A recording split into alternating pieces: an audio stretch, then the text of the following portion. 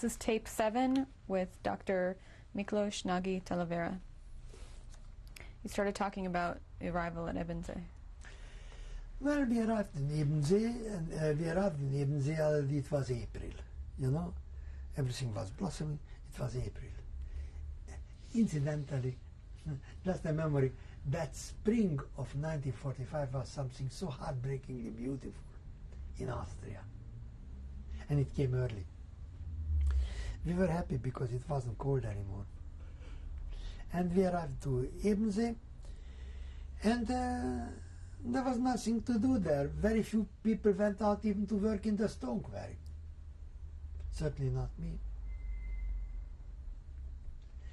And I was in the rest of my time in Ebensee until the Americans came in 1945, the 5th of April. Before the Americans came, how were you treated by the guards at Ebensee? No change. No change. I am happy that in Ebensee I was in a position that I didn't see too much of them, you know? How was it that you didn't see too much of them? So I didn't have had contact with them too much. Went out to the appel, there had to be always there not only a capo but an SS, you know. And then that was about it. And then the SS on the 4th of May just took off. Vanished. Describe that Vaporized. day. No, we didn't see them take off. They were not there, and they were manning the watchtowers, and nothing. And then the Americans were there next morning, the tanks. That's how it was. Again, the Americans took Munich, that I heard in the radio. To Munich on the 29th of April. And I knew that Munich is very near. But I was still worried about my eternal obsession that there is a high chain of Alps between us and Munich, you know. And everywhere, sky-high mountains, the Dachstein, you know, the tower, you know. So I was knowing that the Americans are really very close. But does that mean a strategic obstacle to be overcome? Those were my thoughts. And then I told to others also. And that's what we discussed. And then on the 4th of May, we still heard through the radio, and that's something unbelievable, you know. On the 2nd of May, we still heard through the radio. Unser Führer Adolf Hitler bis zum letzten Hauch gegen den Bolschewismus kämpfen in der Reichshauptstadt für Deutschland gefallen ist. Our Führer Adolf Hitler fighting to his last breath against Bolshevism in the capital of the Reich fell heroic death for Germany. But we have the feeling that this legend that he fell in the barricades in Berlin at clay feet, it tried to perpetuate the legend that he was somebody who he was not. Who he was, what he was, we could so see looking at the heaps of bodies around us, you know. And I can even hear it, you know. Und der Führer hat der Reichsadmiral Dönitz als seinen Nachfolger ernannt. Der Reichsadmiral spricht jetzt zum deutschen Volke. Der Führer appointed as his successor Admiral of the Reich Dönitz. Now the Admiral of the Reich Dönitz speaks to the German people. Describe what happened when the Americans came in. Well, I cried. Like I'm crying even 50 years after. I just stepped forward and opened my arms with my English. Welcome to the liberators. And they were very nice to me. They took me on the side of the tank. This is what I will never forget. 2 or 3 American soldiers and me leaning on the American Sherman tank, with a white star on it, like a superstitious morning star which says that the time of curse is over, And we're leaning on with our backs on the tank and we're talking to each other. And then they just asked who I am, So I told that I'm a Hungarian Jew.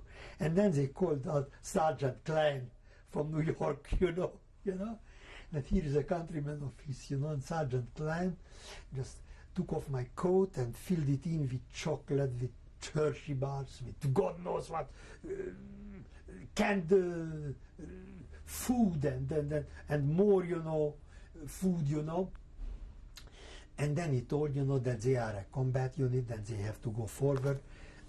They have to follow the Nazis, but there will be administration which will take care of us, which I translated to the others.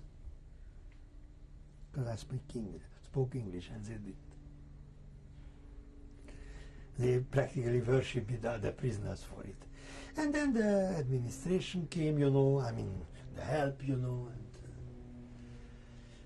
they took care of those, because that was the greatest tragedy after liberation, that many people had such a weak organism that they simply could not eat the food what the Americans gave. It was too good, and then they got dysentery and died.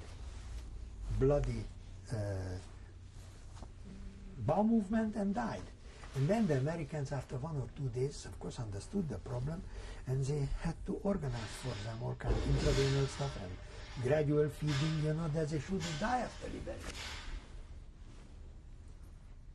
So that's how it happened. What happened then? Well, what happened then was what happened with everybody. Everybody wanted to go home to find out who survived, who didn't survive. When we were out of contact for a year, right? And then the Hungarians were somehow, they were not an ally, so they were not respected so much by the Americans as a former Nazi satellite as the Czechs and the Yugoslavs and the French and the Dutch were, because they came for their Jews immediately, to take them home from the Allied countries. But the Hungarians were not a priority. It was not their fault, because that was all the new Hungarian government.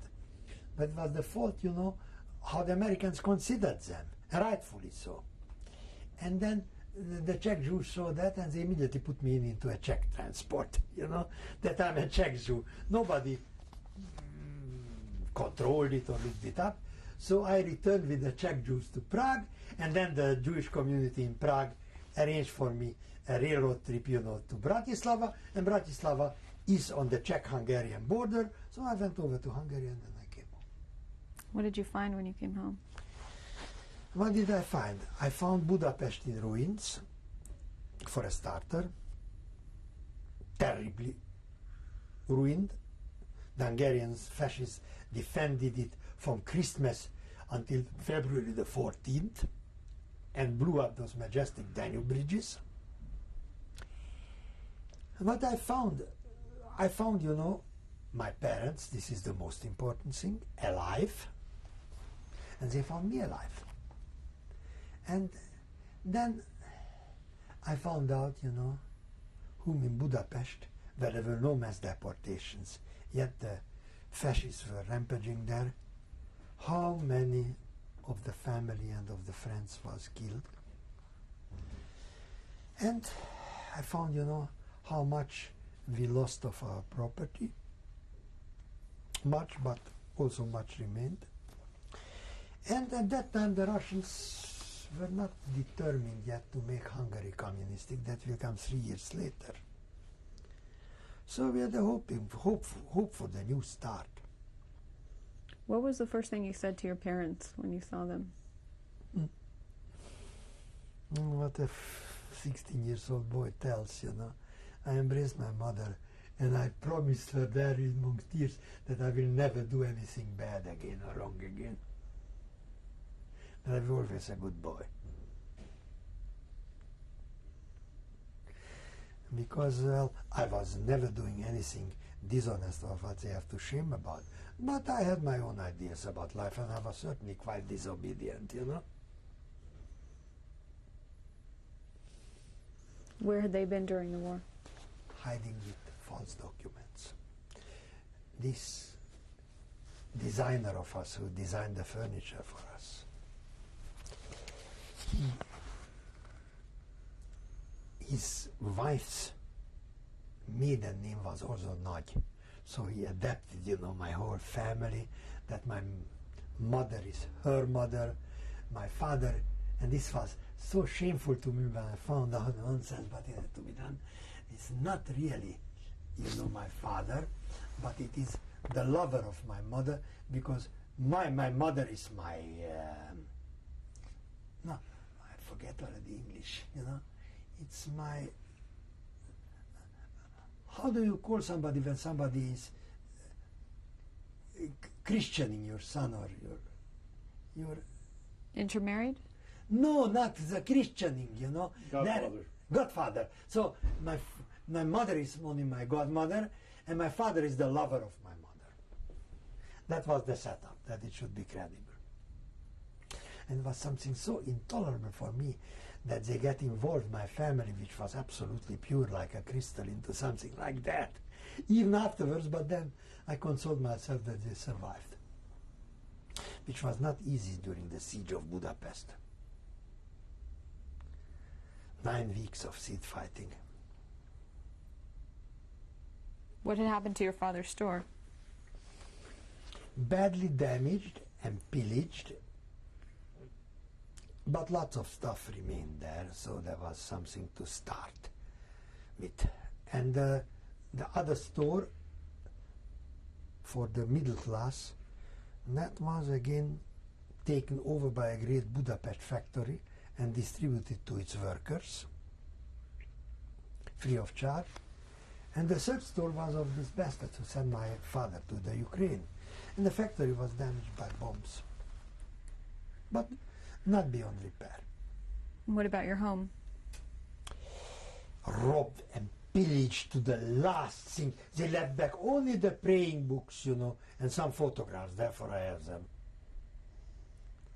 Everything else, the furniture, our clothes, everything was taken out, and the windows, of course, shattered by the explosions. But the house stood. And how did you begin to rebuild your lives? My father had money and gold and diamonds hidden away with good friends or buried, you know. So with that sold, we began to rebuild, you know, hoping that we are building a democracy as the Yalta and Potsdam declarations promised us. We didn't know that we are sold out to the Russians. What were you doing during this time? Well, I went back to Transylvania to see how many of the family are there alive, you know, and traveled to Bucharest, and then I began, you know, to go to school, try to normalize my life. How was that adjustment? Not easy, but I wasn't alone who had to do this adjustment. The most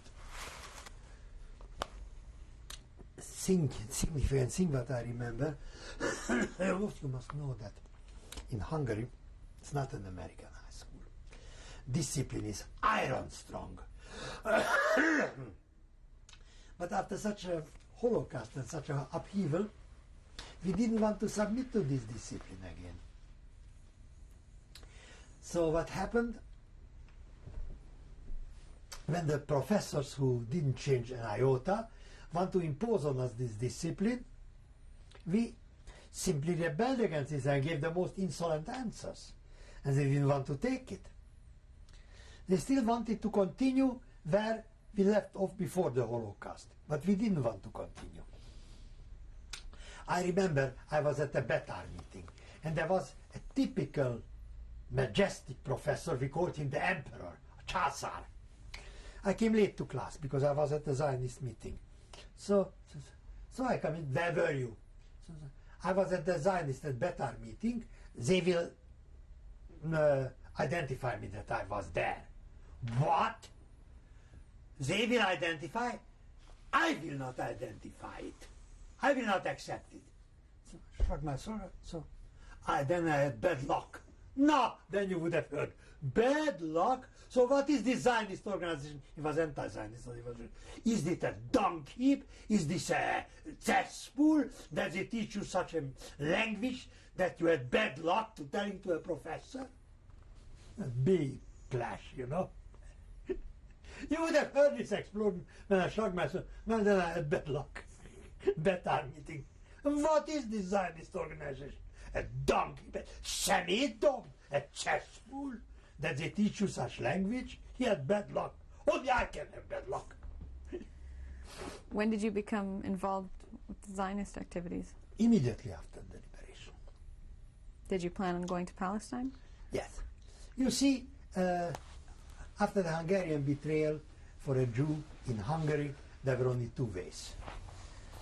Either to become a communist or to become a Zionist. Well, I didn't want to become a communist. I didn't like anything about their ideology, which I learned. So I became a Zionist. And how active were you?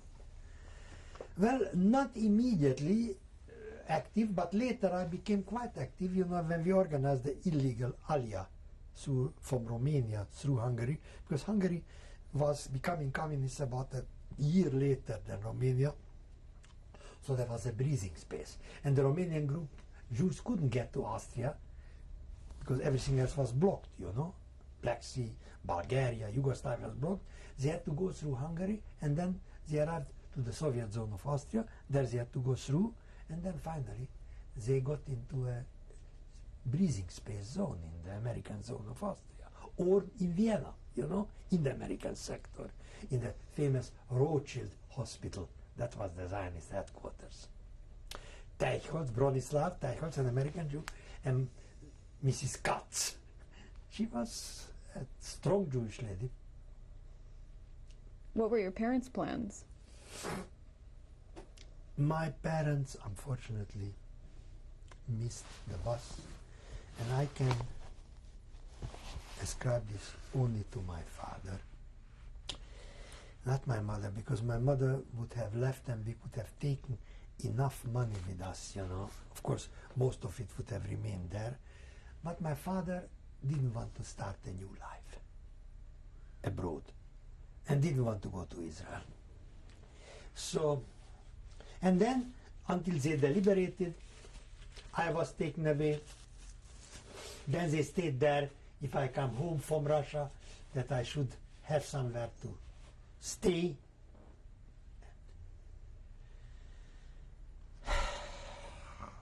Then the Iron Curtain in 1949 fell down, and it was an academic question. What happened? What happened? They put my mother into an internation camp, in a concentration camp, because she tried to get to Austria. She didn't understand that when the Russians take me away, nothing can be done. She wanted to come to Vienna, and she was caught on the border as an illegal border crosser, so they put her into a concentration camp, and my father was at home without son and without wife. And then my mother was released in April 1950, and by that time they lost everything, and because of former capitalists, they had to fit into the communist system and work hard doing physical labor to show their good faith that they are building communism. They couldn't get appointed into any position, and my father was working physical labor in a chemistry factory with his 60 years rising up these big barrels of chemical stuff. And my mother was sewing shirts at home, you know, for the cooperative. Let's go back a little bit. Yes. Your involvement with illegal immigration. You started to talk about that. Yes. Mossadalya Bet. That was the name of it. What was the extent of your involvement? What exactly did you do? I did basically three things. I tried to lead the Romanian Jews because I spoke the language. These were not necessarily Transylvanians, but only those Jews who spoke Romanian, through the Hungarian border, Hungarian-Austrian border. And then when they arrived to Vienna, I tried to lead them through the border between the Soviet zone of occupation and the American zone. Vienna was like Berlin, an island. When you were in Vienna, that was all right, but you had to still go through about 100 miles to the American zone to be completely free, And the Russians sometimes yes, sometimes no, they guarded that border, And when they caught somebody, they returned the person to Hungary. And another thing, what you should be clear of, later somehow, at that time the Soviet Union supported Israel. Why not to chop off a piece from the British Empire? You could agree with the Russians, and they organized, and they took the Aliyah over with an autobus, which the Russians waited on the border, checked the name list, that was nobody on it whom they looked for, and then they let it through to the American zone, to Linz and to Salzburg, And then, I didn't really need to go to the Soviet-American zone border.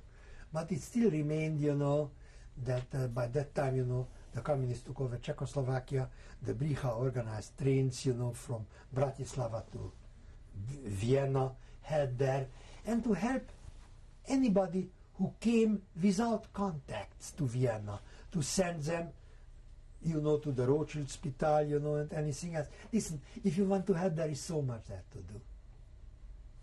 I didn't get paid for it, and I never asked. I had more money than I could spend from my parents, from Hungary. And I had to go to the university too, where I couldn't get in Hungary because of my class, What were you studying? History. History of the Holy Roman Empire. That was the beginning, When were you planning on going to Palestine? I never made up my mind clearly when I will go, and then the Russians took me anyhow into the other direction. What happened? Well, I was in contact with the US Embassy in Budapest, and I helped them, again, without payment and anything, in every way that I could. I have the letters, I can show it to you.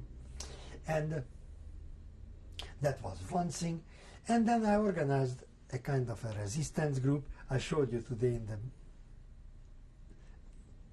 photo album, a classmate of mine who died in Siberia.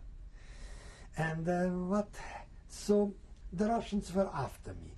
And then by 1948, when Zhdanov made this anti-Zionist cosmopolitan speech, which was the beginning of an anti-Semitic campaign, many Soviet Jewish officers deserted.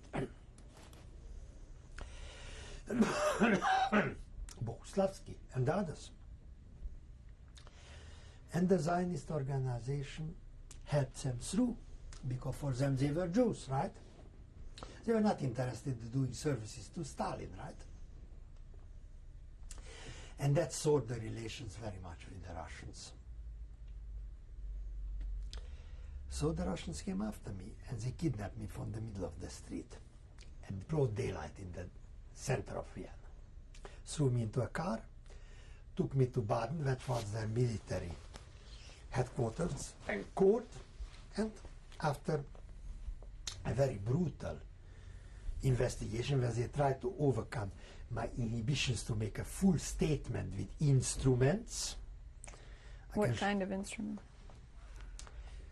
Under my nail, putting things, beatings, putting up for 100 hours and 100 hours in a little cell, half of a telephone cell and letting me start there and stand there until my feet get sore. More beatings, you know, electroluting, you know, they tuned in electric things, you know, and then they told that we shall make you to listen to the voice of America. BBC listened to it. And that was, I don't know whether you know this electric torture, it is a terrible thing.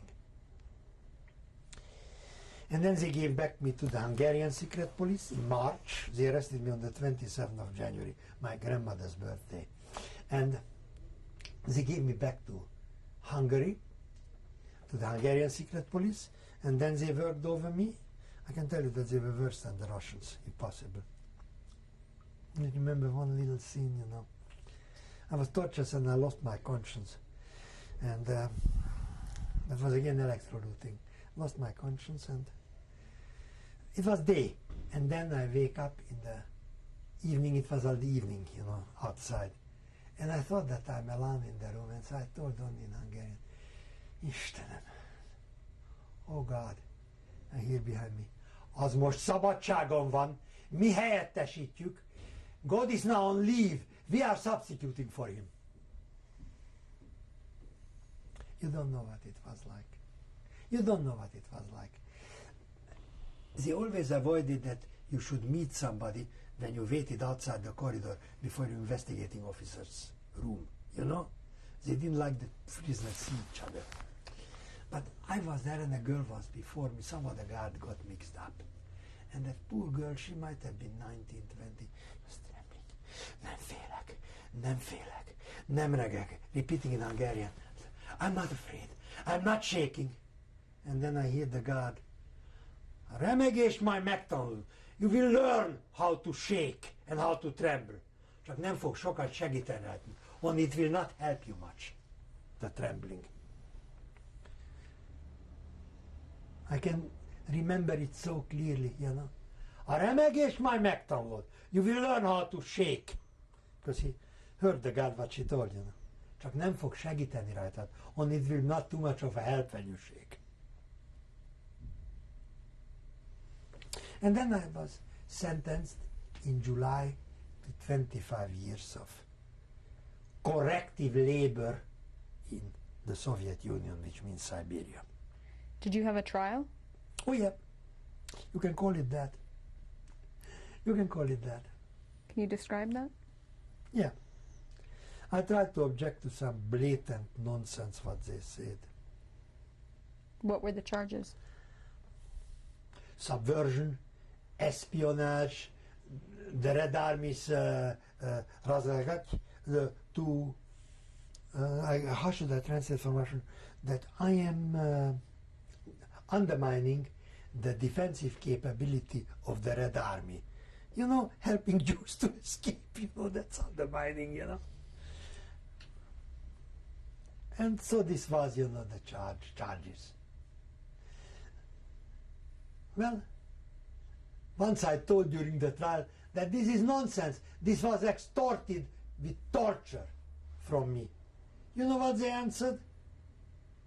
Well, here in the KGB, the prisoner doesn't confess what he wants to confess. He confesses what we want him to confess. Verbatim, verbatim. And you know they have the temerity of the impudence. I will show you a document. That should be good for you. If I did not want, now the Russians are amnestying everybody and giving pardon to everybody. Everybody. Fascist, war criminal, murderers. I can quote it to you. Not me. I have a mistake in my papers. I'm Jewish. Of course, they don't say so, but I feel it. But a friend of mine from Hungary has written for me that they should amnesty me. They wrote an answer repeating, I didn't even ask for it myself, repeating all the lies and all the false testimony that they extorted for tortures, and this is 2 years ago. So I'm preparing for him an answer, you know. Some things just never change. And that will be the beginning, you know, in Russian, you know. Some things just never change. You, the Soviet Union collapsed, communism collapsed, but you are the old, unadulterated KGB. You just don't change. We're gonna